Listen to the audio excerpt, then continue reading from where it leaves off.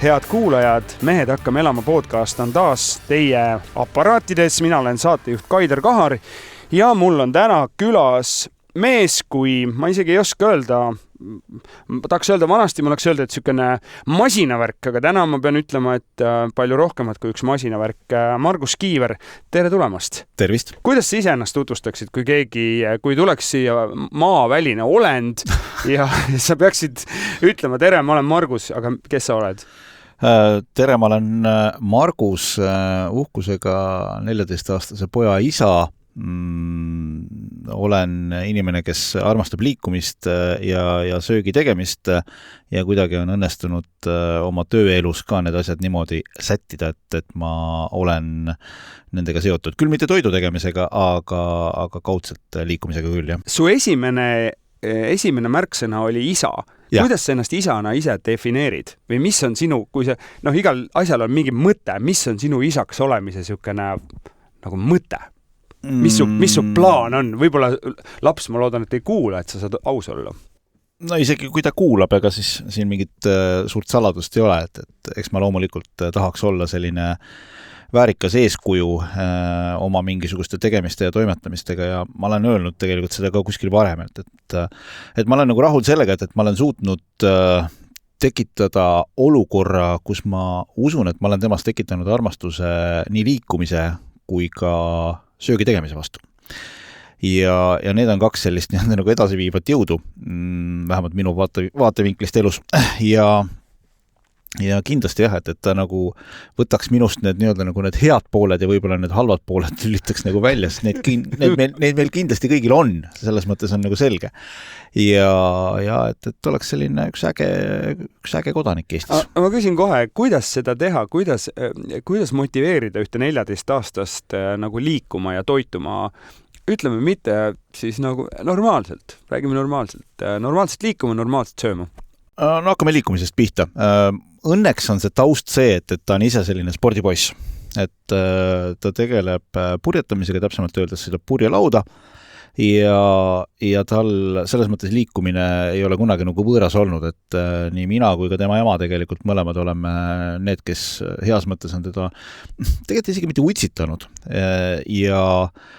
ja ma olen alati lähtunud sellest, et me oleme rääkinud siin sellest, et ma ei tea, et meil on mingid mõjuisikud ja võib-olla mõned vanemad panevad siin käed puusu, ütlevad, et kool tehku laps korda, riik tehku laps korda, linn tehku laps korda. Et tegelikult see ei käi nii, et minu arusaama järgi see käib nii, et lapse kõige suuremad mõjuisikud on tema vanemad. Ja sa ei saa jagada diivanilt käske, vaadates ise niimoodi võileib käes mingisugust filmi või mingit muud asja telekast või scrollides telefoni, et tavai, et mine nüüd tõmba see mingisugune 2-3 kilomeetrit või 5 kilomeetrit jooksu või ma ei tea, mine lööb palli, vaid on see, et lähme teeme koos. See ongi nagu see koos tegemise rõõm. Ja mul on veel sõpru, kes käituvad samamoodi, et nad teevad lastega asju koos. Tihtipeale mingitel võistlustel käimine on nagu selline isa ja poja või siis ema ja tütre, ema ja poja, ühesõnaga vanema ja lapse ühine aeg. Ja see on nagu see, kus seda nagu kaifitakse. Et mul nagu purjelaua võistlustel on keeruline aga natuke sinna mere peale kaasa minna, aga ma käin ikkagi nagu vähegi võimalik on. Seal koha peal kaldal, ma ei tea, räägin temaga juttu natukene, ega ma selles mõttes tema on minust palju targem, mis puudutab mere peal purjetamist, aga ma huviga kuulan ja tegelikult ongi nagu see, et sa teed nagu koos ja tegelikult toidu tegemisega on suht sama, et sa teed koos või sa ütled, näed, proovi sellist asja teha, et nad on tegelikult hästi sellised käsnad, kes nagu tahavad mingit uut infot endasse omada. Ja kui see kuidagi on nagu antud ja sa ütled, et näed, et vaata, kui sa panid siia seda juurde ja mis maitsesid tuli ja kui ta ise loob neid maitseid, siis see tegelikult nagu peakski tekitama armastust sellise päris enda tehtud päris toidu suhtes. Su laps on 14, kas see on midagi, mida sa hakkasid tegema juba 10 aastat tagasi?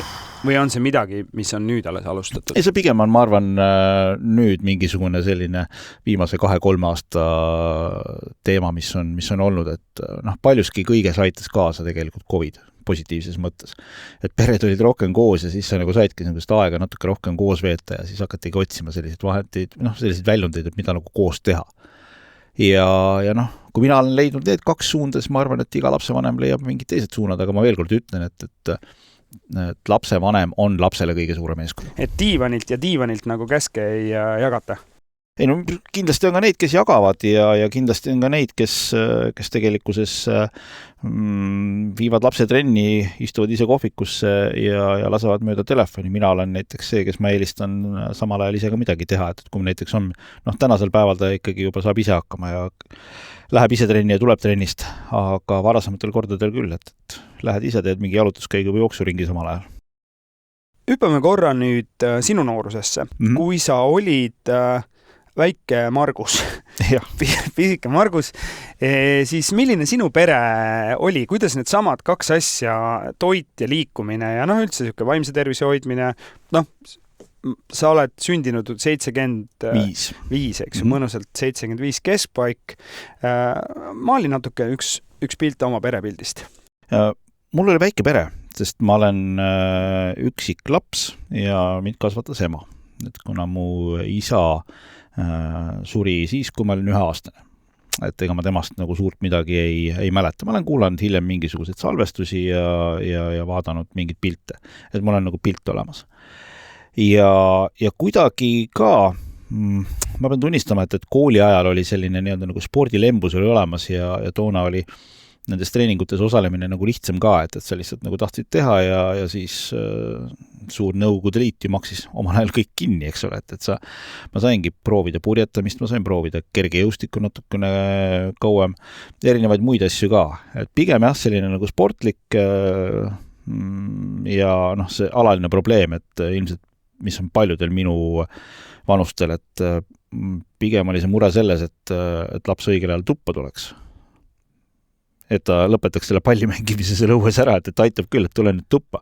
Et ta oli selline Õismäel paneelmajade vahel oma seltskonnaga seal toimetasime ja kindlasti võib-olla ka see, et sealt võib-olla olid ka mingisugused algsed sellised huvid toidu tegemise vastu, kuna sa oled natuke nagu sundseisus, et kui ema on nagu pikemalt päevad tööl, siis sa ju selles mõttes süüa pead ju tegema. Muidu jääd nälga. Nii, mis tegid siis? Eks ikka erinevaid asju, et selles mõttes... Sardelle? Ja kindlasti mingid võileivad asjad, sellised elementaarsed asjad, millega tegelikult nagu sa ju saad hakkama. Ja mitte selles mõttes, et ema üldse süüa ei teinud loomulikult, ega tihtipeale oli ka toidu tegemine ja toidu soojendamine. Et eks ta selline pilt oli, et pigem selline liikuv ja ma tundsin ennast selles mõttes hästi, et ma olin ikkagi nagu armastatud. Kas sa emaga ka koos tegid midagi? Liigutasid emaga? Jaa, kusjuures me käisime mingisuguseid matkasid tegemas. Me sõitsime tihtipeale näiteks rongiga Klooga randa või siis bussiga Keila joale ja siis seal tegime mingisuguseid pikemaid jalutuskäiku. Mingis ajahetkes olid meil koduloomad, koer võeti kaasa, et alati oli ka mingisugune selline väikene teetermosega võileivad asjad kaasas, et see oligi nagu selline päev, et jah, sellist nagu koos liikumist, koos tegemist oli küll. Aga kui sa mõtled korra ennast sinna tagasi, kas sa ootasid neid, ma ei tea, seda ema tehtud teed ja neid võileibu ja seda tunnet, kui on nüüd natukene väsinud ja nüüd me istume ja me ajame natuke juttu ja pärast liigume edasi? Jaa.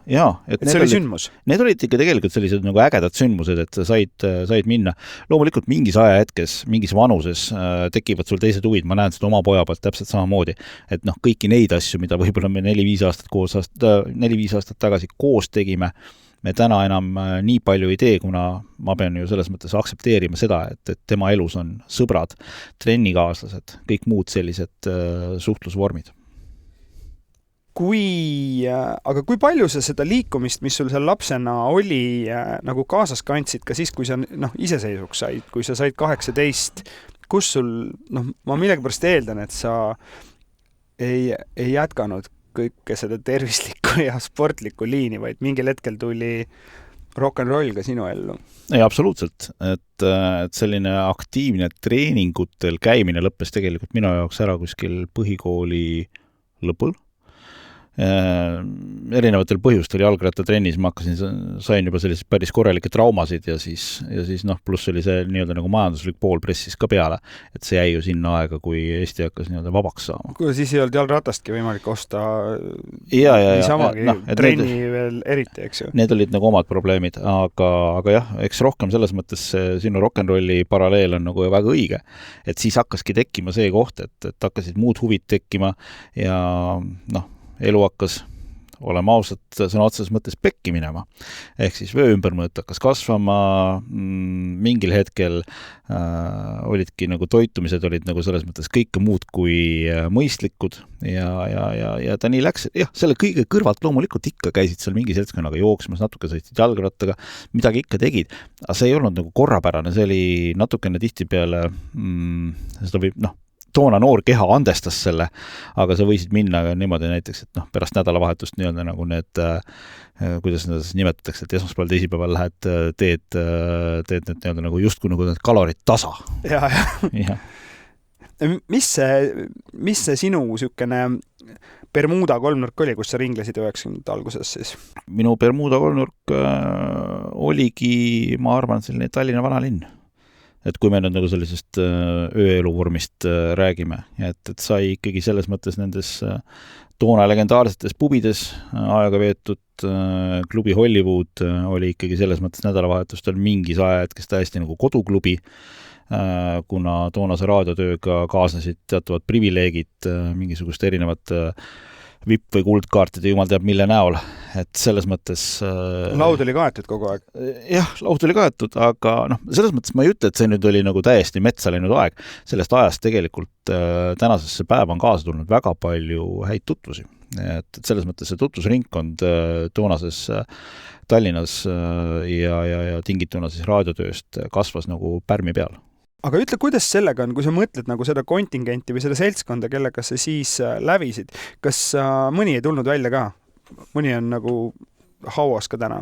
Küsin nii otsa, sest mis siin keerutab? Ja ei kõik õige. Ja kui sa niimoodi küsid, ma pean natuke hetkeks nagu mõtlema ja meie sõprusringkonnast on läinud küll, aga see ei ole isegi mitte niivõrd palju võib-olla sellise nagu elustiili poole pealt, et seal olid mingisugused liiklusõnnetused teemaks. Ja võib-olla ma arvan, et äkki isegi need terviseprobleemid, need hakkavad inimesi kimbutama nüüd. Et see on nagu see lõiv, mille me oleme maksnud, kui me arvasime 20-ndates, et me oleme surematud. Me oleme surematud, jah, et selles mõttes kell 6 hommikul Tommi grilli ees tantsid on täitsa okei veel. Ja teha veel üks väike drink enne, kui nagu vaadata, mis edasi saab. Just. Aga kahjuks või õnneks meie keha ikkagi ei pea vastu ja mina tunnistan, et ma lagunen täiega korralikult ja 30-ndate teises pooles hakkas see pihta. Mul oli kehakaalu päris palju. Mis sind pani siis mõtlema ühel hetkel või kas sa mäletad seda päeva, kus sa said aru, et see, mis nüüd on olnud, nüüd peab mingisugune pööre toimuma? Mul on nagu selles mõttes selline geneetika mängib ka oma rolli. Et kui ma ütlesin, et ma olin 1 aastane, kui mu isa suri, siis ta suri südameinfarkti. Pärast seda ma olin nagu ema eestvedamisel väga korraliku kontrolli all, ikka isegi korra aastas kardioloogi juures lapsena. Ja mis seal salata? Kui me nüüd räägime jälle sellest rock'n'rolli eluajast, nii-öelda iseseisvast elust, siis kipuvad need asjad meelest ära minema. Et see oli nagu see, mis nagu geneetikaga kaasa anti, millele oleks võinud nagu tähelepanu pöörata. Mingil hetkel oli loomulikult kehakaal üleval, oli loomulikult vererõhk üleval, kõik sellised mitte väga toredad asjad. Ja mingis eluhetkes hakkas see stress ka nagu aina rohkem ja rohkem peale tulema. No sa oled jõudnud selle kolm hargini, seal on selle 3 varu, mis tapab mehi jätkuvalt kõige rohkem. Jah, pane see 4 ka sinna juurde, kolesterool, eks ole. Just, 4-aruline mõrvarlik hang. Ja see selles mõttes tegi oma töö ja ega ma tegelikult ei tajunud seda ennem, kui ühel ilusal hommikul, minu sünnipäeva järgsel hommikul muide. Ma läksin kontorisse ja siis ma tundsin rinnus mingit valu. Ma sain aru, mis asi see on. Ja siis ma nagu jõudsin siit mitte väga kaugel asuvasse Ida-Tallinna Keskhaiglasse, läksin EMO-sse, ikka toores varu oli. Ja seal siis pandi juhtmed külge ja siis läks kiireks. Et siis avastati, et tegemist on infarktiga ja olid südames arterid umbes. Kui vana sa olid? Ma olin 2018, mis ma siis olin? Teeme nüüd matemaatikat. 40. Täna miinus 6 aastat, 43. Jah, sinna kanti jah. Et 2018 see oli. Aga mis see tunne on? Ütleme, et sa tulid sealt, sa jõudsid, ma kujutan ette, viimasel hetkel, eks ju. Nad lükkasid su sooned läbi, mis seal olid, puhastasid ära, panid võrgud sisse või mis selle asja nimi on? Täismäng on? Stentid pandi sisse.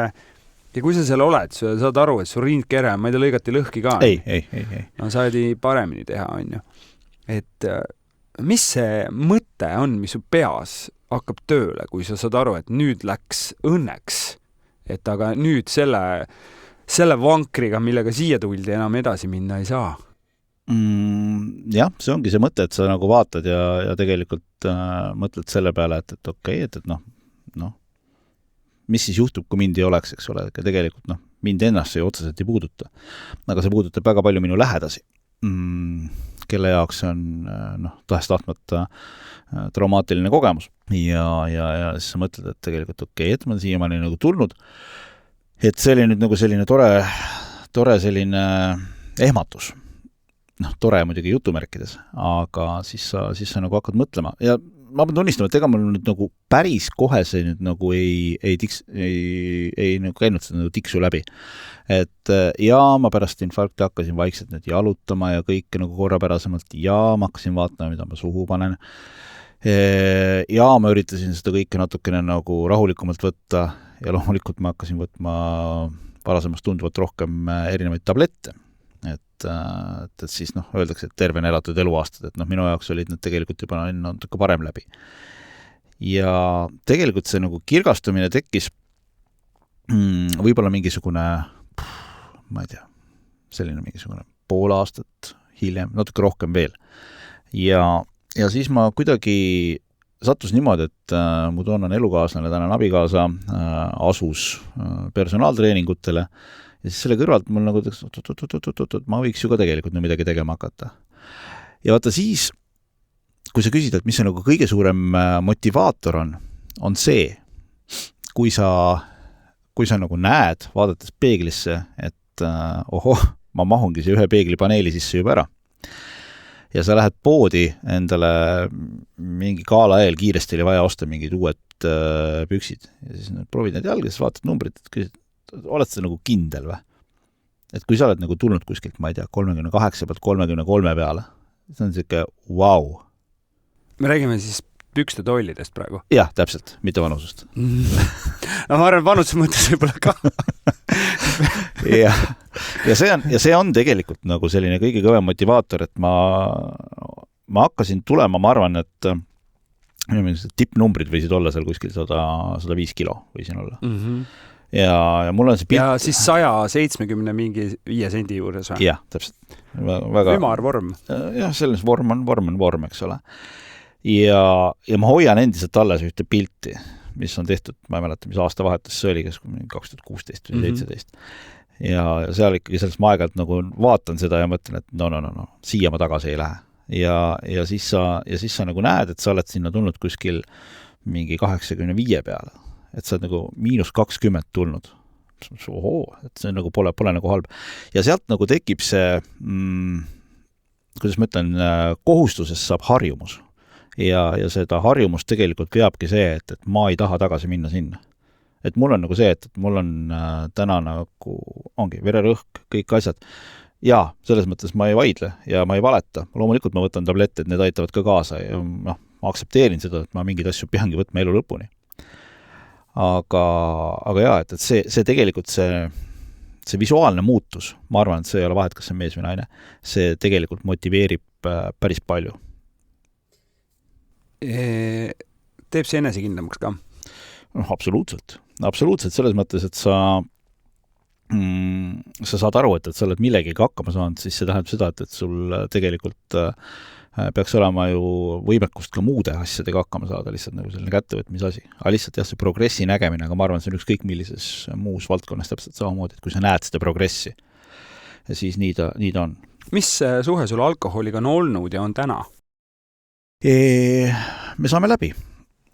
Me saame läbi ja selles mõttes loomulikult ma toidu tegemise ajal, toidu tegemise kõrvale ja meelega võtan klaasi veini, võib-olla mõnikord ka rohkem. Kangemat alkoholi nüüd mingisugune viimasel ajal ma väga ei ole mingil põhjusel tahtnud, aga ma ei ole nüüd nagu nii, et ma olen öelnud, et seda ei ole üldse. Et noh, see on miski, millega ma ütlen, et peab elama, aga mulle ta kuidagi nagu tundub, et mingisugustesse protsessidesse sobib. Ja kõike seda, taaskord me lähtume põhimõttest, et see on nagu mõistlikkuse printsiibil. Kui sa mõtled või kui sa valgustad seda osa, milline see rutiin on, see liikumise rutiin? Sa ütlesid, et see personaaltreeneri värk tuli seal läbi ja see tänase abikaasaga on ju. Ei, kusjuures mina ei läinud.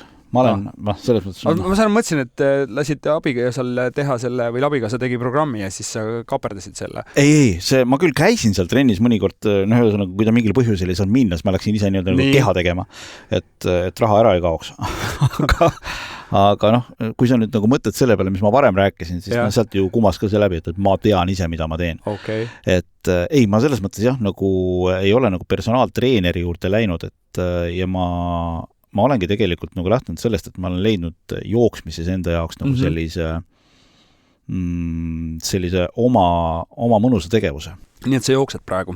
Jah, ma jooksen ja mulle meeldib tegelikult selle jooksmise juures see, et see on nagu miski, mis aitab mind päeva jooksul sellest kõigest muust välja lülitada. See on nagu minu aeg, see tund aega, vahet ei ole, kas ma nagu sõidan rattaga või kõnnin. Et see ongi see minu aeg, mida ma soovitan kõigile, et leidkes üks tund ja kui kõik ütlevad, et come on, kus ma leian selle? No ütle mulle, sa oled Eesti Olümpiakomitee, ma ei tea, kõneisik vajadusel on ju, korraldad suhtlust, mis su amet on seal? Turundusjuht. Sa müüd veel kogu seda asja, sa üritad raha kaasata, on ju. Ja. Et tohutu vastutus. Kus sa võtad selle tunni? Anna meestele retsept. No ma ei tea, selles mõttes, et mida ma kõigile ütlen, ma olen siin sellest rääkinud ka mõningatele ettevõtetele, et aga võtke see oma telefon kätte, vaadake palju see screen time on. Nii, võtame. Nii, kus su... No mul on siin, ütleme. Nii. Mul on 3 tundi. Nii. No. Kui sa sellest 3 tunnist ühe ära võtad, mis juhtub, maailm kukub kokku või? Ei kuku tegelikult. Ei kuku, midagi ei kuku. Küsimus on nagu selles mõttes nagu natukene nagu planeerimises ka. Ma ei ole kõige parem ise ajaplaneerija, aga ma tohutult üritan. Ja ma tõstangi oma mingisuguseid asju mingitesse hetkedesse. Ma olen hommiku inimene. Et mul ei ole nagu probleem ka kell 6 hommikul üles tõusta ja teha see hommikune, ühesõnaga see sutsakas hommikul ära. Täna hommikul ma tundsin, et siin nädalavahetus oli selline, kus ma siin ujusin ja jooksin ja tegin igast asju. Mul on selline tunne, et ma täna hommikul tahtsin kõndida. Ja ongi mingisugune 6:30 kobistasin välja, lasin seal Nõmmel edasi-tagasi, täiesti siuke püha vaikus, mõnus. Oled oma mõtetega, kuuled mingit podcasti või ei kuula mitte midagi. Ja see ongi nagu see, et see annab sulle päevaks nagu sellise mõnusa laengu, et kui sa hommikul selle, ma ei tea, oma trenni või liikumise ära teed, sa oled hommikustele koosolekutele, sa oled nagu selles mõttes, sa oled nagu sa oled nagu teistest nagu 2 ringiga ees. Sa oled teistest, siis palju sa selle hommikuga tegid? Ma olen mingi 6-7 kilti või? Ma kõndisin hommikul mingi 4,5 kilti. No sa oled 5 kilomeetriga teistest ees siis. Ja, et see on nagu selline hästi mõnus, et see on see üks asi, mis sa leiad, et see on see hommikune aeg, eks ole. Mõnele teisele sobib päevane aeg. Näiteks, et miks mitte lõunapausi ajal minna ja teha võib-olla mingisugune väike jalutuskäik õues. Ja mõnele sobib see õhtune aeg. Ja kuna meie erinevad jõusaalid lubavad ka öist treeningut, siis võid ka ju tegelikult ka öösel seda teha, kui selleks tahtmine on. Et ma arvan, et selle tunni vast igaüks leiab. No see sama hea näide, et vaata oma ekraani aega ja proovi. Ja see annab tegelikult su ajule annab ka nagu täiesti teise sellise dimensiooni. Sest ma pean tunnistama, et jälle nagu kulunud jutt, kes on varem kuulnud, et ma olen nagu seal jooksurajalt tootnud nagu ikka tohutult igasuguseid mõtteid ja ideid. ja tihtipeale ongi nagu nii, et sa nagu, et see meelest ära ei läheks. Sa võtad nagu telefoni taskust ja paned see voice message'i, ütled mingid märksõnad ära, pärast on nagu läbi see lähkimise muidugi hästi huvitav seda kuulata. Aga see jääb meelde, sest kui sa nüüd nii-öelda nagu see adrekas läheb alla, siis on see, et siis see mõte võib-olla enam ei tundugi nagu nii äge, eks ole, et ei tea. Et aga päris palju selliseid mõtteid on tekkinud, et ehk et ta paneb aju tööle, et ta ei ole mitte ainult see, et ma nüüd nagu kogun samme ja oma püüsisele head teen, vaid tegelikult see on ka liikumine, see on selles mõttes mitmel pool vaimsele tervisele ju kasulik. No meie saate kuulajate hulgas on ka tuliseid motospordi entusiaste, et siis see on natuke võib-olla nagu chip tuning, et kere on nagu sama või see värk on sama, aga proovi softiga siis midagi teha, et mine jaluta, saada oma mõtte paremini lendama või? Ja, täpselt, et see tegelikult aitab hästi palju. Ja lisaks on siis kõik need muud hüved, mis sellega kaasa tulevad. Mis need muud on? See sama, et sa vaatad peeglisse uhkustundega, sa saad oma kingapaelu niimoodi kinni siduda, et sa ei pea istuma ja hingeldama Istuma ja hingeldama, et see on kõik. Kas liikumine ja toitumine või toitumine ja liikumine või ei ole vahet? Ei, ideaalmaailmas need käivad ikkagi käsi käes. Et lõppkokkuvõttes on ju tegelikult see, et sa see on nagu selline hästi lihtne Exceli põhimõte. Sa ei saa süüa rohkem, kui sa kulutad. Saad. Selles mõttes saad, ärge mõistke valesti, et see on tõesti võimalik. Aga see ei ole nagu selles mõttes mõistlik. Et see on hästi lihtne matemaatika, on ju? Jah, et aga ja on inimesi on erinevaid, et ma tean inimesi, kes nagu löövadki need tarbitud kalorid kusagile mingi säppi ja kõike. Väga hea, kui see teie jaoks töötab. Mina näiteks, ma ei suuda, et ma nagu kuidagi nagu silma ärgi arvestan ja ma teengi naljat, et ma täpselt ei saa aru, et kas ma liigun selleks, et süüa või söön selleks, et liikuda. Sest mulle meeldib selles mõttes, kui sa ise teed midagi ja ma ei tee selles mõttes ainult salateid ja asju. Ma nagu meeldib selline nagu Itaalia ja mingi Tai ja viimasel ajal on mingi Aafrika touch tekkinud. Ja need ei ole selles mõttes nagu sellised kõige taljasõbralikumad toidud. Ja siis ongi nagu see, et jälle nagu see kogused ja samal ajal ka, mis sa nagu vastukaaluks paned, et palju sa nagu liigud. No sa pead kõvasti väntama ja jooksma, siis saad süüa neid Aafrika, ma ei tea, mis seal Aafrikas selle rammu annab, mingi kitse piim. Ei, seal on, oi Kaidar, seal on sellised vürtsid ja asjad, et see on nagu mega lahe teekond. Ma kujutan ette, me võiks sellest rääkida pikalt. Ütle mulle, miks meie mehed ei liigu? Vast ma arvan, kõige selline levinum asi on, öeldakse, mul ei ole aega. No selle me tõestasime ära, võtta scrollimise aeg ette ja vaata, siis ja, seal on aeg olemas. Et mul ei ole aega, eks ole. Toon jälle selle näite, et kui te viite lapse trenni, siis ärge minge ise kohvikusse istuma, minge tehke ise jalutuskäik, mingi ujuge, ma ei tea, mingi jookske, mingi jõusaali samal ajal, see on mingisugune tund 15, tund 30, mis lapsel tavaliselt trenni peale kulub. Miks nad ei liigu? Võib-olla tegelikult teistpidi on ka see, et on see natuke nagu selline viitsimise küsimus ka. Ja hästi oluline asi on ka see, et on see suhtumine, et mis minuga ikka juhtub.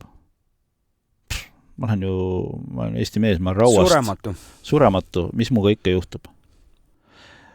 Aga prooviks seda asja nagu niipidi mõelda, et aga kui ühel hetkel juhtub, eks ole, et see teoreetiline võimalus on olemas. Ja kui te seda ei usu, siis meeste tervise kuu nüüd sai läbi, eks, aga see korra aastas, heal juhul 2, võiks tegelikult igaüks käia, oma mingisugused numbrid üle vaadata. Ja võib-olla see kolesterool on nagu selles mõttes mitte nüüd nagu väga tore. Võib-olla teie vererõhk on ka selline. Te ei saa sellest ma võin teile kinnitada, te ei saa sellest ise igapäevaselt aru. Ja loomulikult on see ka, et kui see mingisugune stress, või mingisugune saavutamisvajadus või mis iganes see on, mis meestele nagu peale vajub, siis seda tihtipeale võib-olla üritatakse sellega, et ma lähen koju, teen mingi klaasikese ja see nagu parandab. Aga okei, kui sa seda klaasikest nii hirmsasti tahad teha, siis tee, aga käi tee oma tund aega ennem ära rahulikult, et see on seda tunne mantrat laon, aga mul on tunne, et see tegelikult see on täpselt see, mis nagu aitab. Ja see ei pea olema tippsport. Ma ütlen veel kord, see võib olla jalutuskäik lapsega, see võib olla jalutuskäik koeraga, see võib olla jalutuskäik äkki teie elukaaslase, abikaasaga, kallimaga. Need kõik variandid ju loevad tegelikult. Point on ju see, et sa liigud. Tähtis on see, et sa oled siis, kui sa seda tund aega ära teed, siis sa oled oma sellest sõbrast, kellel seda tundi tehtud pole tunni aja võrra ees. Sa oled ise enda parem versioon. Klišeena see kõlab, aga kurat, niimoodi on, no midagi pole teha. Kas meil olümpiamängudel on lootust? Purjetajad lubasid, et tuleb medal järgmine kord. On kuskilt veel tulemas. Sa oled siis Eesti Olümpiakomitees, on kellele kaasa elada? Kõigepealt on meil taliolümpia tulekul. No just. 2026 ja seal on meil ju tegelikult kahevõistlus. Kurling. Okei, laskesuusas kindlasti mingisugust kohta tahame, kas ta nüüd medal on, see on omaette küsimus. Aga kahevõistlus, kurling, mine sa tea, mida iluuisutajad teevad. Täpselt. Et ka sealt võib midagi tulla. Ja Martin Liiv, kiiruisutamine. Absoluutselt. Teeb ka tegelikult väga head tööd ja kas nüüd Arti Aigrale just nüüd nagu medalit võib ennustama hakata, aga tema suusalennud on ka nagu väga ägedaks läinud. Võtke sellest siis inspiratsiooni, et ma ise need talve nädalavahetusi vaatan, et seal on minust jumala hästi tehtud, et ma saan seal 2 sõidu vahel alati selle oma ringi ära teha, et ole samas vaibis siis, et ära sõida oma medali peale, aga igal ühel on see oma medal, on ju. Ja tead, see on üks asi, mida me tegelikult nagu olümpiakomitees ka nagu teeme, et kui me nagu ütleme, räägime Team Estoniast, ehk siis nagu meie tippsportlastest, siis nende puhul hästi oluline on see, et läbi nende me suudame inspireerida inimesi liikuma. Nad on eeskujud.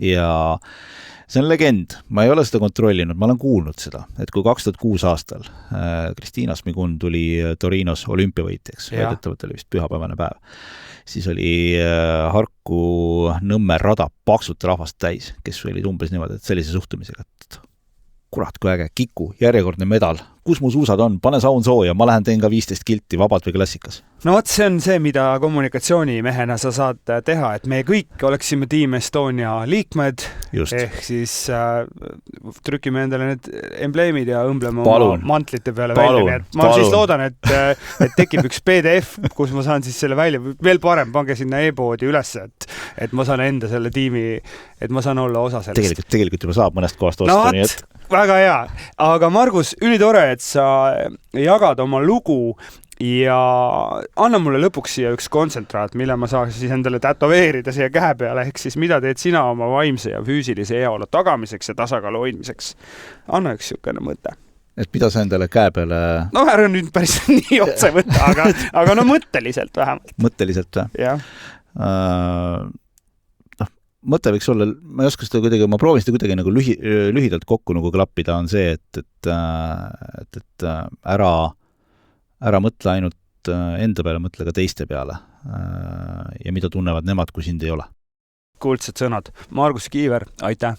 Hoiame Team Estonia lippu kõrgel, oleme ise vägevad eestlased ja vägevad mehed eeskujuks oma lähedastele ja oma kaugematele. Kaider Kahar, Mehed hakkame elama. Margus, aitäh! Aitäh!